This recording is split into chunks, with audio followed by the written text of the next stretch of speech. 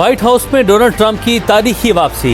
4 साल पहले शिकस्त खाकर व्हाइट हाउस छोड़ने वाले रिपब्लिकन रहनुमा 47वें सदर की हैसियत से एक बार फिर व्हाइट हाउस पहुंच गए। सियासत में आने से पहले डोनाल्ड ट्रंप कारोबारी शख्सियत, मुसन्निफ और टीवी मेजबान के तौर पर खुद को मनवा चुके थे। 1971 में खानदानी कारोबार संभाला तो $2 करोड़ के असासों के मालिक थे। 10 बरस बाद अमेरिका के अरब पतियों में नाम लिखवा लिया। डोनाल्ड ट्रंप न सिर्फ डील पर यकीन रखते हैं बल्कि उन्हें डील में महारत भी हासिल है। 1987 में द आर्ट ऑफ डील के उन्वान से उनकी किताब बेस्ट सेलर बन चुकी है। डोनाल्ड ट्रंप को सियासत की तरह कारोबार में भी उतार चढ़ाव का सामना रहा। 6 बार उनकी कंपनीज दिवालिया हुई और कई कारोबार पड़े। 2004 में द अप्रेंटिस नामी टीवी शो की मेजबानी शुरू की तो वहाँ भी अपनी धाक बिठा दी।